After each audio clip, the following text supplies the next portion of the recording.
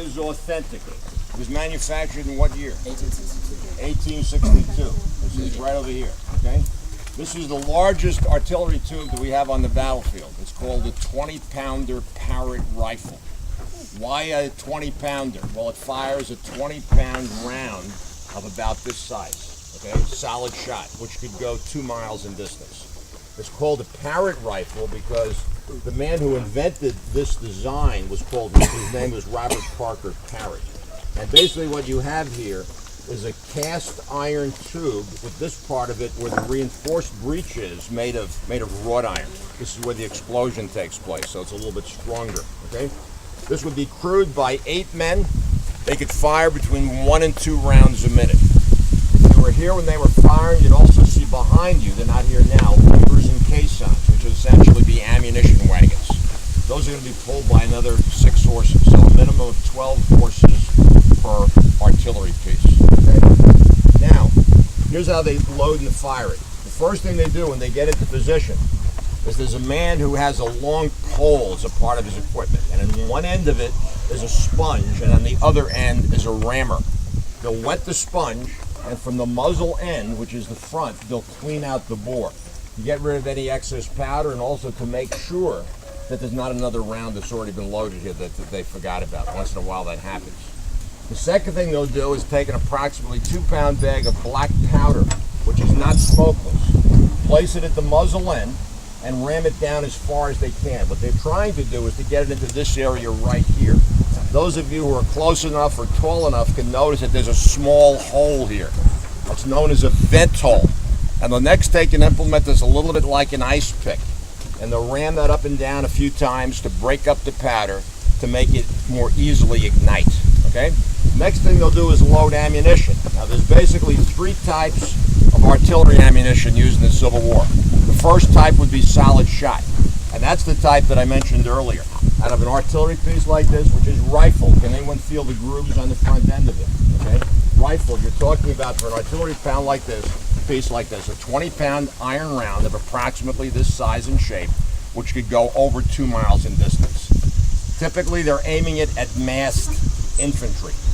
If it hit you, it could obviously take your head off. It could also disembowel you, which might be even worse because you might not die immediately. We have some accounts of rifle fire from solid shot going down a line, and what the French would call enfilade fire, knocking out 6, 8, 10 men at a time. It'll be a little bit like rolling a bowling ball down an alley. Okay. Secondly, they could fire something called case shot. This was designed to explode in the air, raining down fragments and shrapnel. They had to be careful if they were fired over the heads of their own men, because if it prematurely exploded, you'd have friendly fire, which of course would not be all that friendly if you were hit by it. And lastly, at closer distances, if the artillery battery is being attacked by infantry. Having said that, the Confederates used very little of it here because they're on the attack basically all 3 days. There's something called canister or grape shot. Canister, before it's fired, looks like a large tin can, but packed inside of it in sawdust are 27 iron balls that are a little bit smaller than the size of golf balls. So as this is fired, the can explodes coming out of the muzzle, sending out a spray, almost in concentric circles up to a distance of 400 yards. Those iron balls are leaving the muzzle at 500 miles an hour. Okay?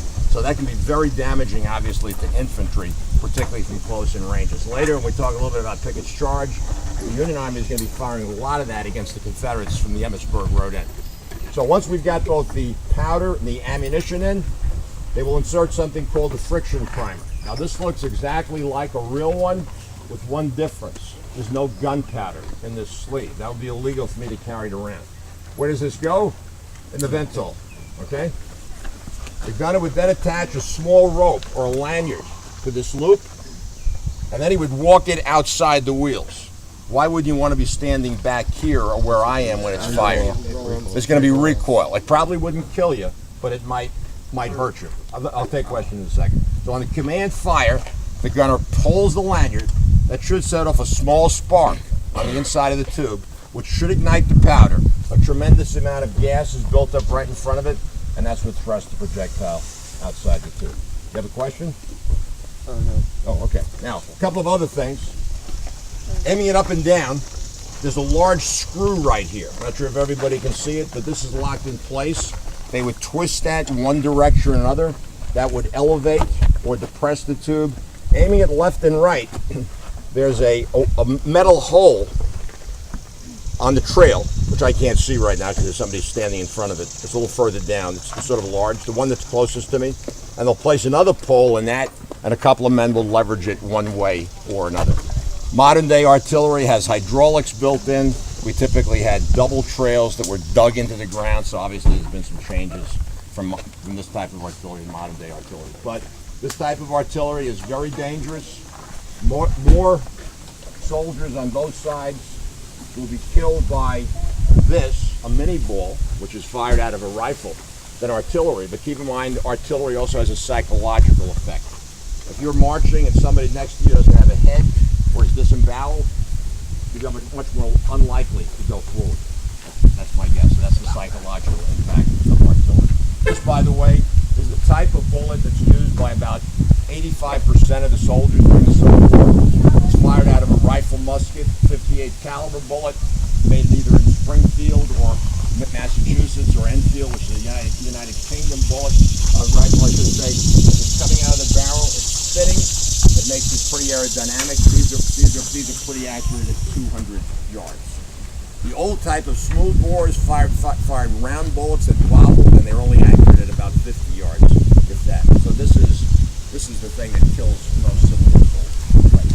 If you would shoot a struck in the torso, something like this, that's basically between your groin and your neck, and it's any kind of organ inside your body, the chances of survival, given the nature of Civil War medicine, is 1 in 10. If you're struck in the arm or a leg and it hits bone, it's going to splinter the bone. So they can't knit it together.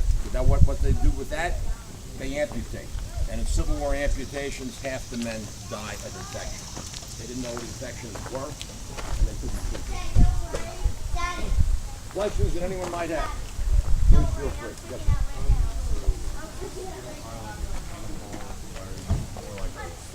Conically shaped round. The types that would fire cannonballs, if you look down here in the distance, past the Georgia, and you can see the South Carolina mine in the distance, the blue-green artillery pieces. Those are the smooth bores, and they would fire solid shot 10 or 12 pound iron balls of about this size. Okay? Those are smooth bores. This is rifle. Did I see another hand a minute ago? Any other questions, gentlemen? To your right. I'm sorry? Did they have a way to keep the cannon from rolling back whenever it fired? Or Not really. They had to adjust it almost every time they fired, which was a bit of an issue, because if you're trying to land the second round close to where the next one is, you have to reset it again and also re-aim it. Yeah. Typically, you would get some recoil. It would depend to some degree on the terrain behind you. If the terrain behind you is going up a little bit, it would be a little less recoil. If it's going down, it's going to skid back fairly far. Anyone else? Would they ever dig it in? These aren't designed for that. When I was at Fort Sill, Oklahoma, for 8 weeks in 1969, we fired 105s, howitzers, and also 155s a little bit. We didn't use those as much because the ammunition was more expensive, and we'd have to dig in the trails. And of course, when they fire, they're backing into the ground, which absorbs some of the recoil. Anyone else? Okay, let's get back on the bus. Let's join John, and we're going to be heading